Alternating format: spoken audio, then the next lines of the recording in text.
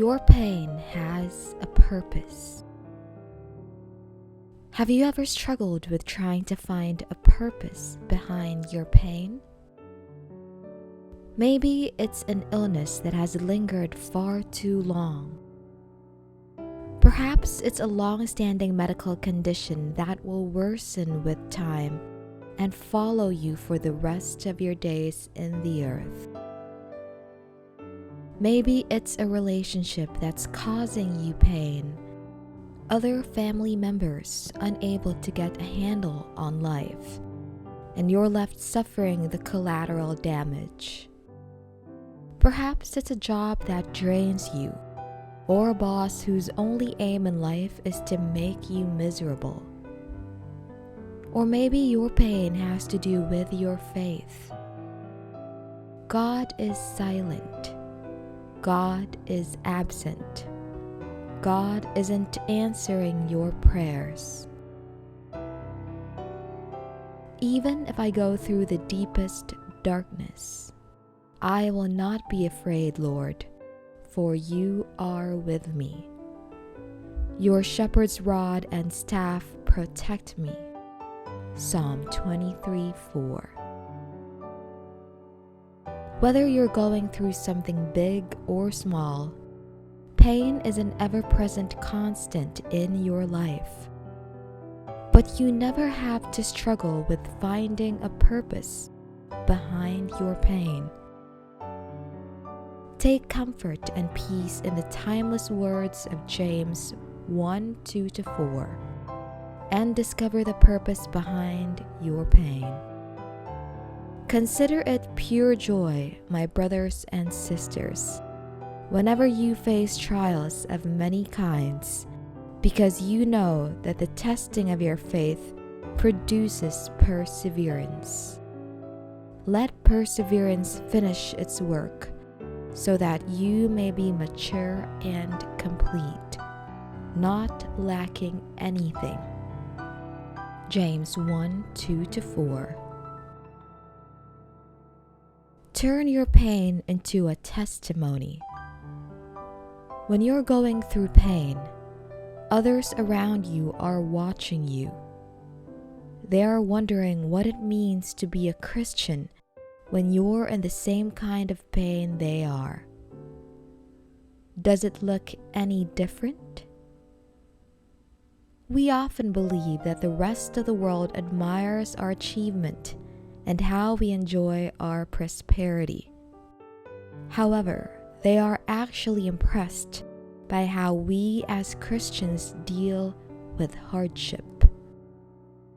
The truth is, we have the same pain as everybody else.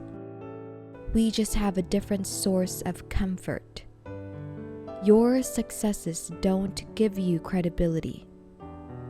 Your suffering gives you credibility. The more honest and vulnerable you are about the suffering in your life, the more powerful your impact will be in people's lives. The Apostle Paul was a pro at using his pain to model his message.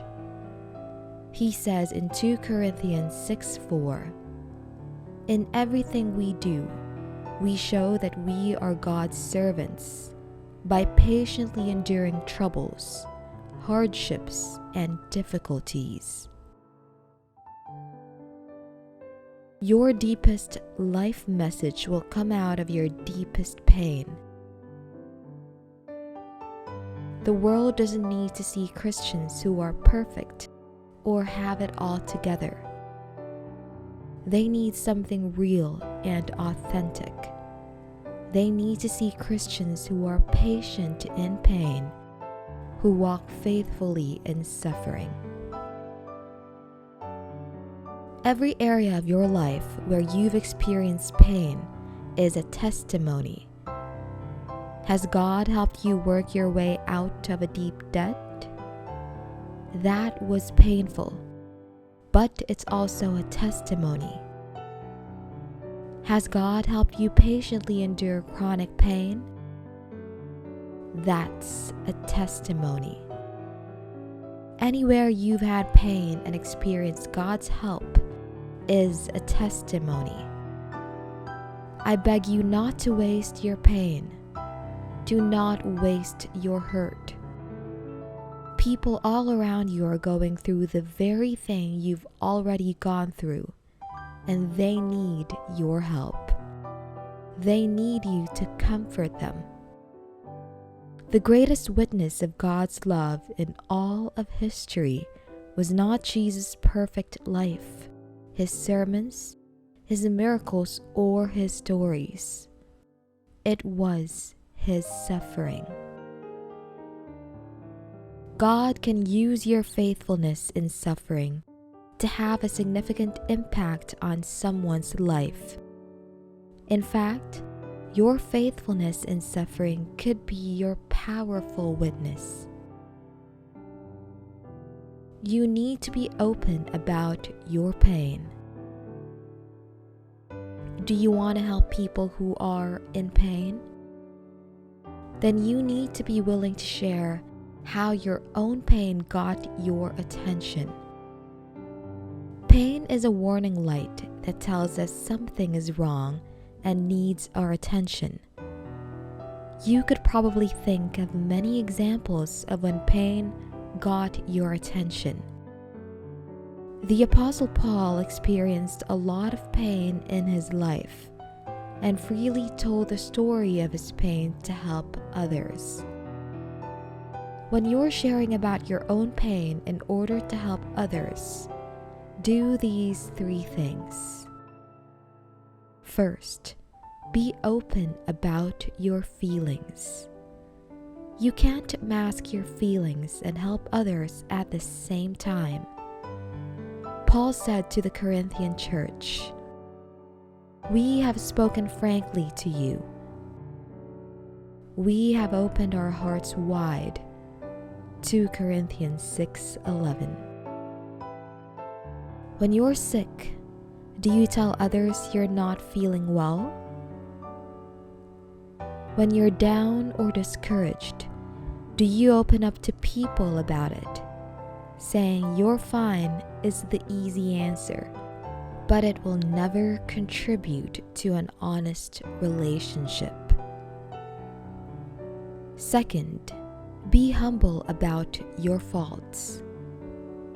Paul says in Galatians 6:5, "Each of us must bear some faults and burdens of his own, for none of us is perfect."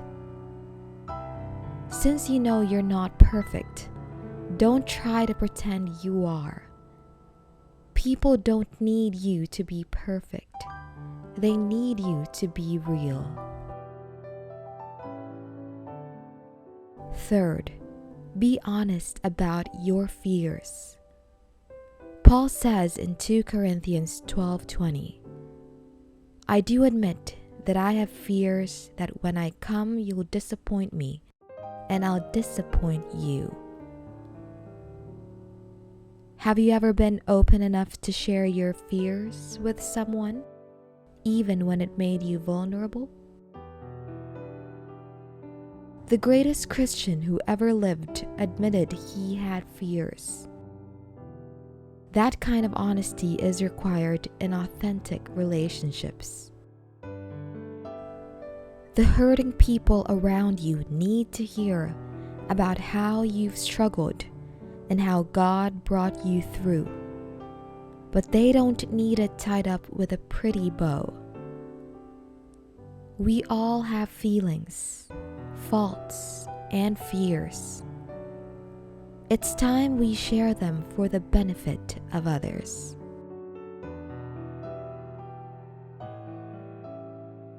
Think about how you have benefited from someone sharing about their painful experience.